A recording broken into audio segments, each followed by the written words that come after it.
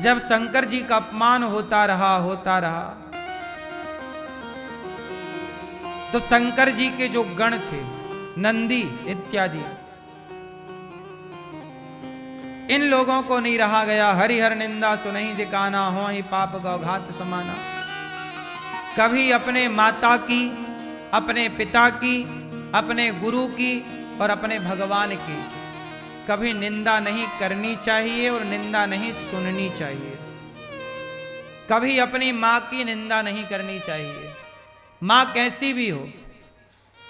माँ की निंदा करना पाप नहीं, घोर पाप है।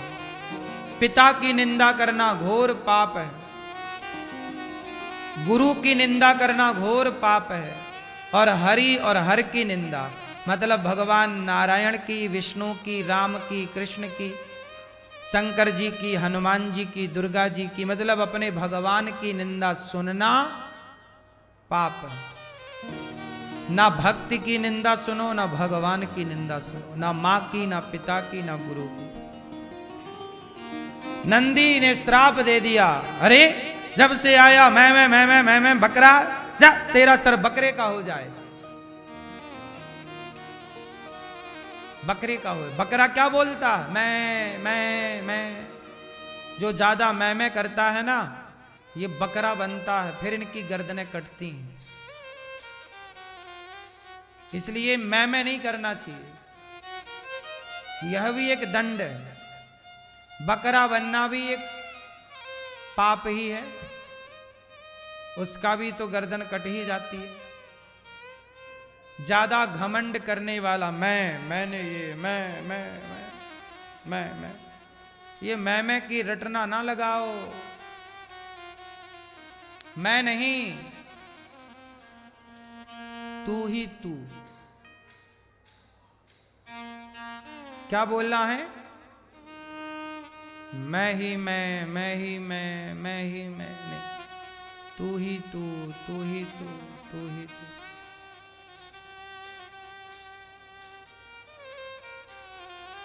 मैं नहीं, अभिमान नहीं, मैं ही मैं क्यों, तू ही तू, हर जगह ईश्वर तू ही तू। बकरी का सिर हो जाए। नंदी को श्राप दे दिया दक्ष ने, दक्ष ने शंकर जी को भी श्राप दिया, यज्ञ में भाग ना मिले। और भरी सभा में नंदी को श्राप दे दिया, जाओ तुम पाखंडी हो जाओ, और ये और वो खूब श्रापा श्रापी भई।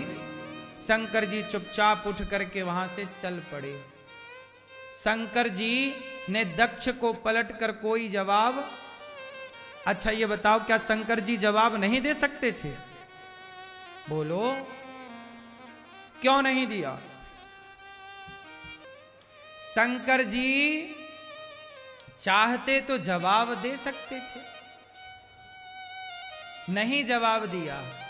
इसलिए जवाब नहीं दिया कि हम दुनिया वालों को शंकर जी ये बताना चाहते हैं कि दुनिया वालों, जब तुम्हें भी कोई इस तरह से जलील करे, भरी सभा में वो अपने को श्रेष्ठ बताए, तुम्हें छोटा बताए, अपने को बड़ा बताए, गाली दे, तो जवाब ना देना।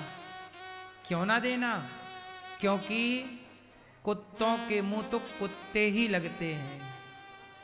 आप कुत्तों की तरह भौंक रहे हैं तो हम थोड़ी आपके सामने कुत्तों की तरह भौंकने लग जाएंगे। कुत्तों के मुंह कौन लगता है? बोलो, कुत्तों के मुंह कुत्ते ही लगते हैं, तो आप कुत्ते थोड़ी हैं। इसलिए सबके मुंह लगने की आवश्यकता, आप हमें गाली दे रहे हैं, ये आपके संस्कार हैं। अब उसका जो मैं जवाब दूंगा वो मेरे संस्कारों का परिचय होगा। क्यों जी, बात सही है? जरूरी नहीं है कि हर बात का हर व्यक्ति को जवाब दिया जाए। कई बार मौन रहना भी जवाब होता है। होता है कि नहीं? क्यों? कई बार मौन रहना भी जवाब होता है, नहीं होता?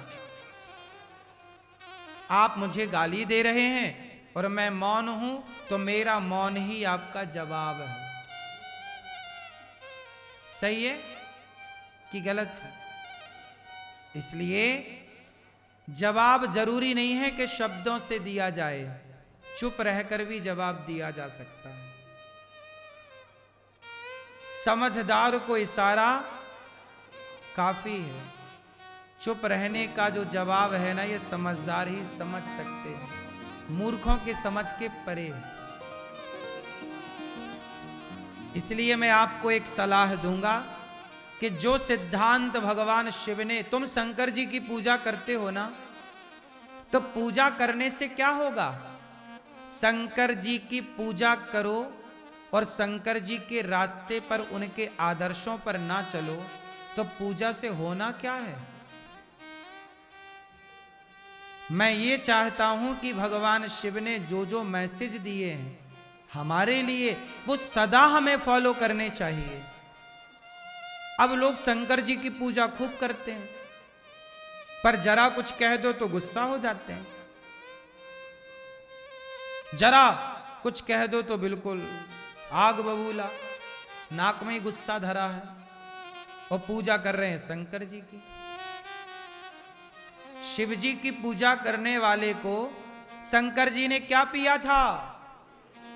क्या? विष, जहर। काहे पिया भैया? शंकर जी ने जहर क्यों पिया था? बोलो। हैं? दुनिया को बचाने के लिए। आप बताओ भैया, जन के कल्याण के, जगत के कल्याण।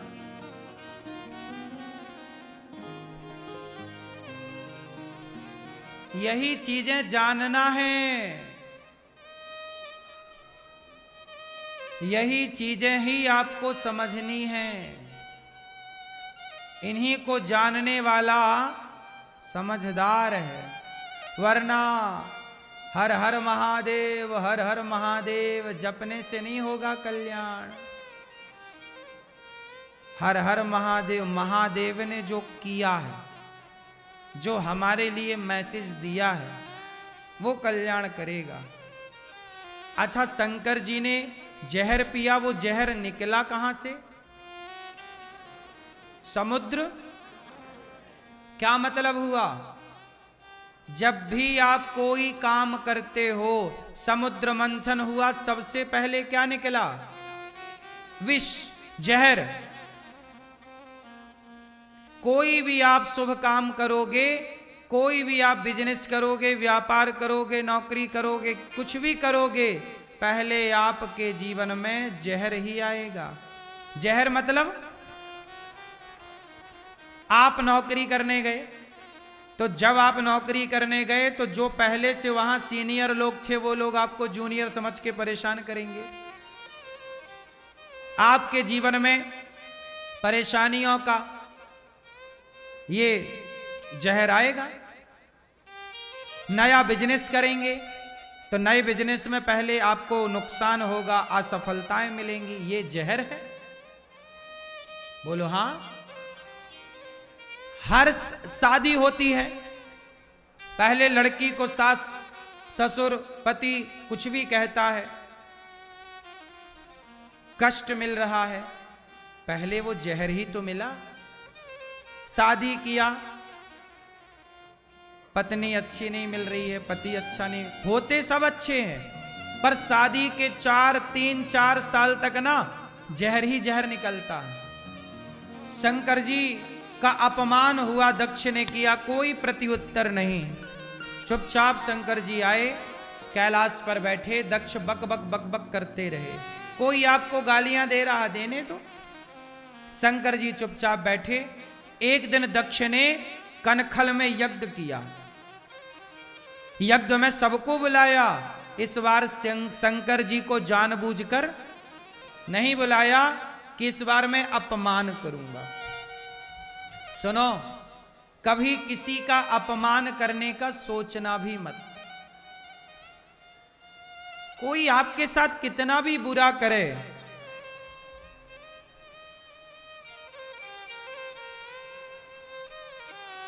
या तो आप ताकतवर हैं तो अपना गांडीव उठाओ और आप खुद अपना लड़ो,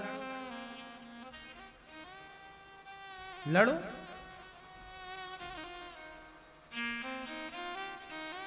या फिर आप लड़ नहीं सकते तो फिर आप भगवान पर छोड़ दो। आप किसी का बुरा ना सोचो, कोई आपका सोच रहा है तो सोचो। अच्छा ये बताओ, क्या पांडवों ने कभी कौरवों का बुरा सोचा? बोलो जोर से। नहीं सोचा तो पांडवों ने कौरवों को मारा क्यों फिर?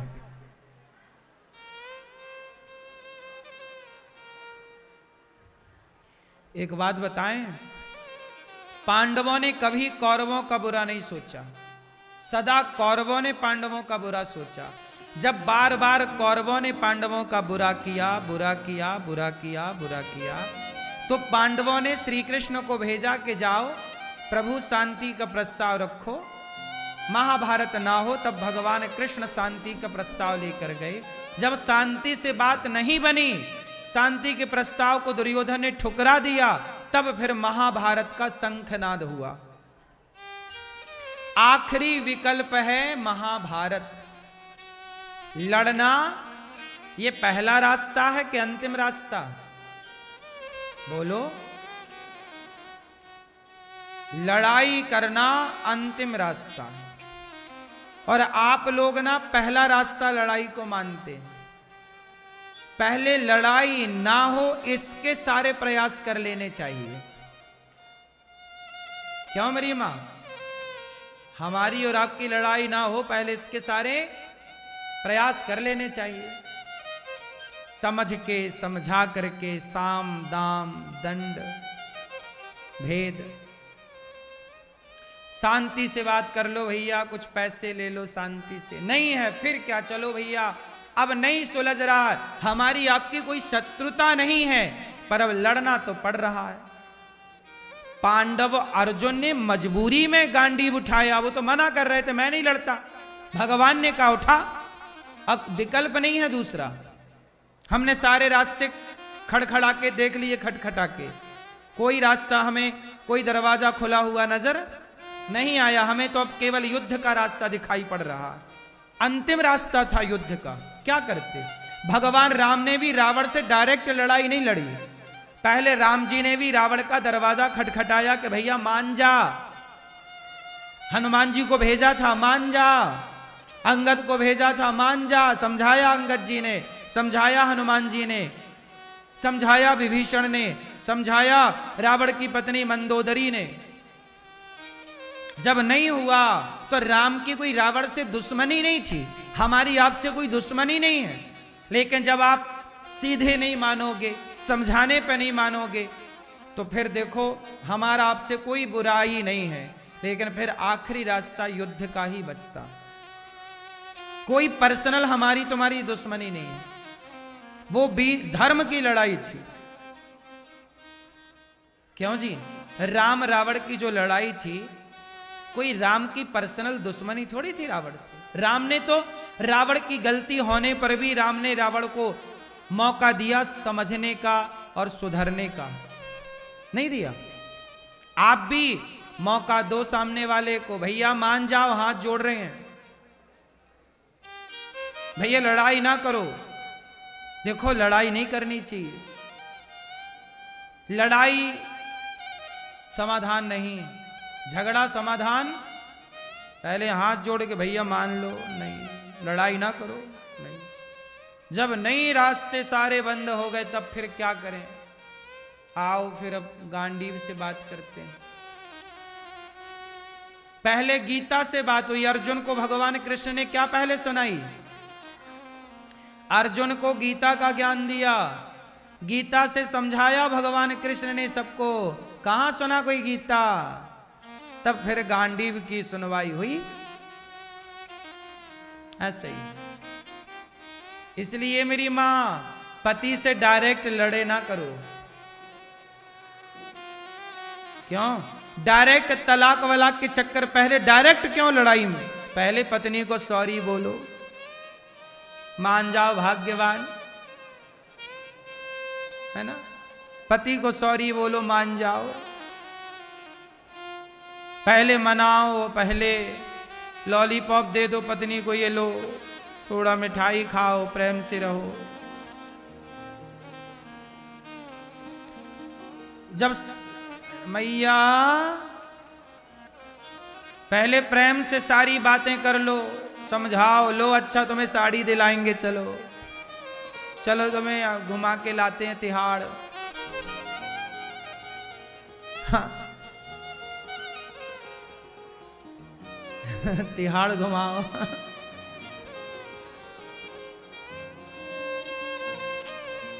घुमाओ पत्नी को, पत्नी के साथ समय बिताओ, सब प्रकार से उसे प्रसन्न करो। पत्नी भी पति को सब प्रकार से पहले कोशिश करो कि हमारे रिश्ते बेहतर हो जाएं, समझाने से, बातें करने से।